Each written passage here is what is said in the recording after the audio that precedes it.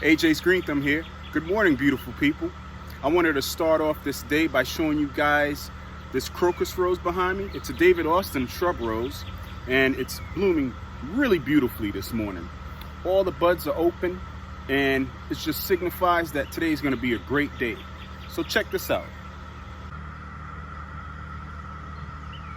So let's go in a little close onto these blooms, shall we? Look at that. Look at that. That is a postcard right there. I mean, the whole plant. And there's still buds to boot. Look at that.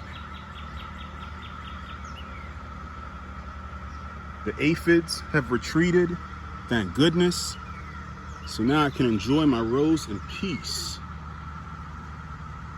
Check this combination out real quick. So in the foreground, we've got that Purrsian Blue Catmint or Nepeta, and it's hiding the bare legs of this crocus rose.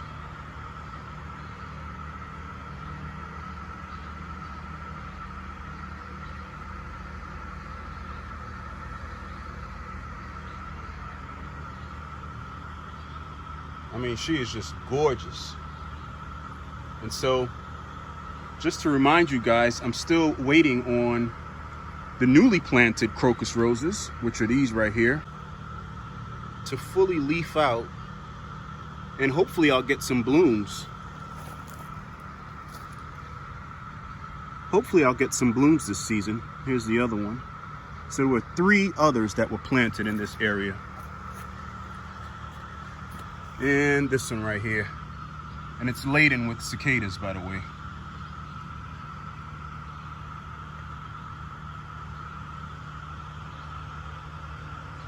So just wanted to share this little snippet with you guys. So now I'm about to head over and do a little bit of tomato maintenance.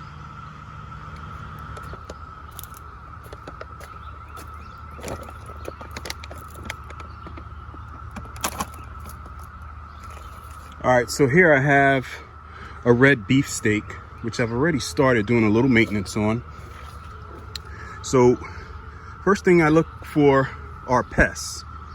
All right, and already I see some eggs and perhaps some aphids.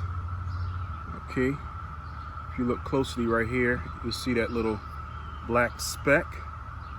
All right, and some eggs right here. So first thing I do is the safest thing, which is to blast it with a hard stream of water. After I do that, then I go in and then I remove any of the suckers. What's a sucker? This right here is a sucker. That's how it looks. And they rob the plant of nutrients.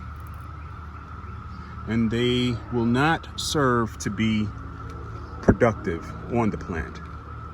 So, as you can see, this beefsteak has already started to flower.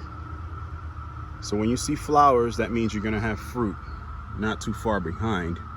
Now this is a pretty sturdy trellis, and that's the first thing you wanna do when you're growing indeterminate tomatoes, is provide a trellis structure so that it can have some form of support. So let's go ahead and blast this thing with some more water, shall we?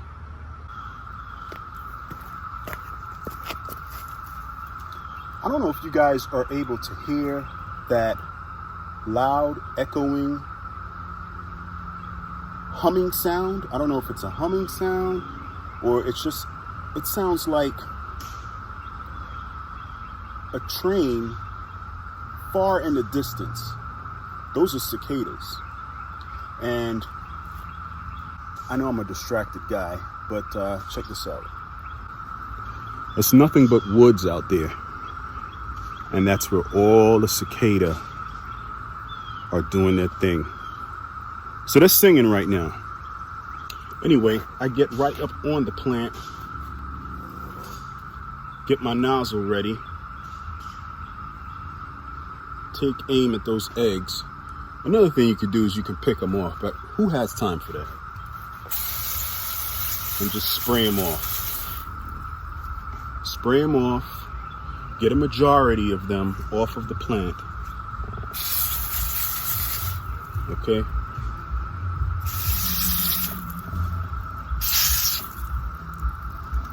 Well, I've already started on this plant, so a lot of it has been removed. So besides pests, you want to check for any early forming diseases like blight, scab, wilt, because these diseases start very early in the season. They don't show up late, they show up early. Okay, so you got to be early too.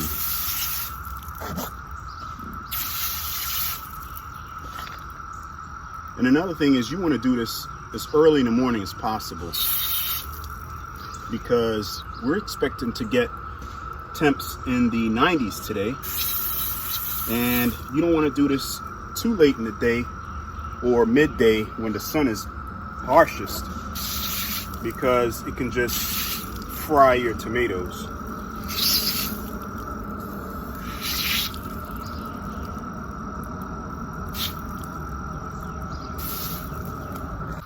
I need my ladybugs out here.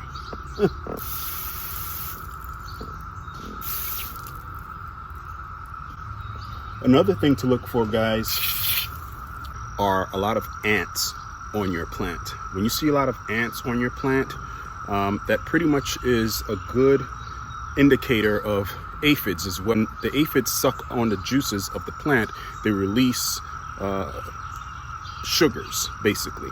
And of course, we know ants love sugars. So that's another indicator. You'll see a lot of ants on your peonies as well. And that can be an indicator of aphids.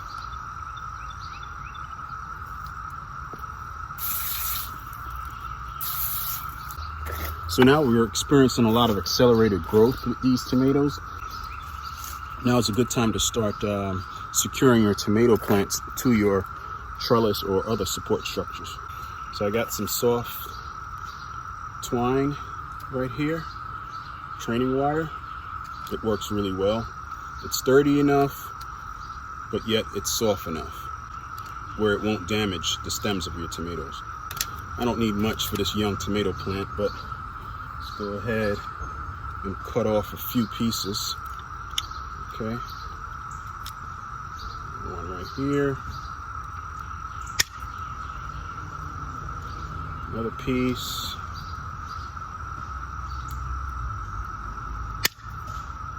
So immediately I see 2 leaders, I guess you can call it. This one right here. We're gonna go ahead and tie that guy off right here. So what I do is I tie onto the structure first, and then I follow by tying the plant to it. Perfect. And make sure you provide a little give or a little play. You don't want the rapid growing plant to get choked by the twine either. This one right here is growing relatively straight, so I'll leave it alone. The smaller one down here, I can tie to it. So now I'm going to go ahead and remove some of this foliage, followed by a feed and a deep watering in. So particularly on the bottom, tomatoes really do not need that much foliage. Okay. Now I'm going to sacrifice these fruit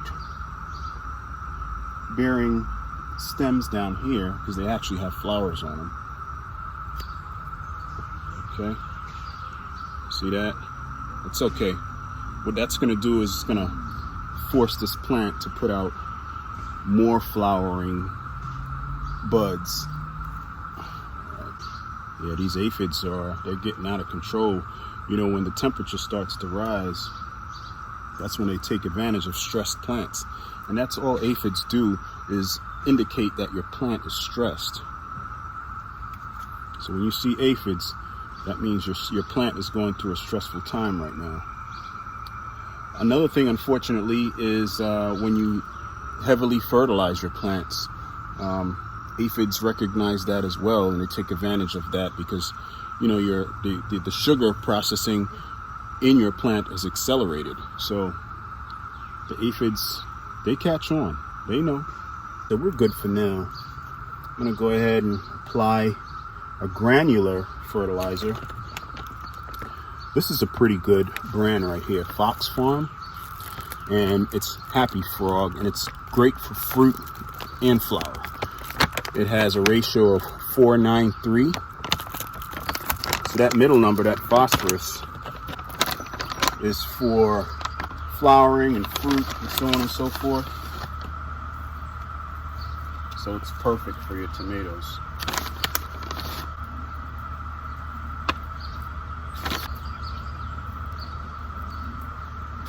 I think I'm gonna try another method here. I'm gonna put some diatomaceous earth on the leaves of the tomato just to kind of stunt the activity of the aphids. Happened. Okay guys, so much has happened since I was doing this video. But anyway, hey, so is life. I'm actually getting some trees cut down, and I guess I can share with you guys. My neighbor was gonna have a neighboring tree removed, and they were gonna charge him $1,500. I said, bruh, there is no way in hell we are going to split $1,500 to cut down a tree. I said, just like that. I said, let me go ahead and talk to my arborist, and I'll get back to you. So the guy just showed up, looked at the tree. I guess I'll go ahead and apply this diatomaceous earth while I'm talking to you guys. But the total came up to $800. Right, $800. I'm telling you, man, it pays to get a second opinion.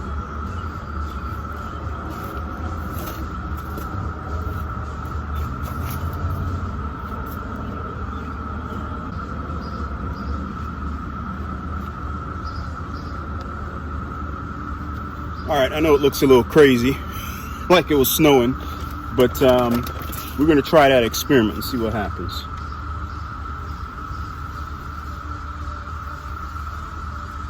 This is a food-safe diatomaceous earth product, so, you know, not that I have any fruits on the tree right now, but, you know, it is safe. And after this, I plan to go wash my hands. All right, guys, I'm not going to waste too much of your time. I appreciate you hanging with me for these few minutes. I showed you guys the crocus rose, looking beautiful at this time of the year, and the combination plantings with the Purrsian Blue catmint. And I plan to expand that catmint throughout that whole area for a better effect. And then came over here and did some, you know, regimentary maintenance on tomato plants. You know, just look out for the suckers, keep your plant limbed up, try not to have any of the leaves touching the soil, and looking out for pests. All right, guys, see you on the next video. Thanks for hanging with me. AJ's Green Thumb.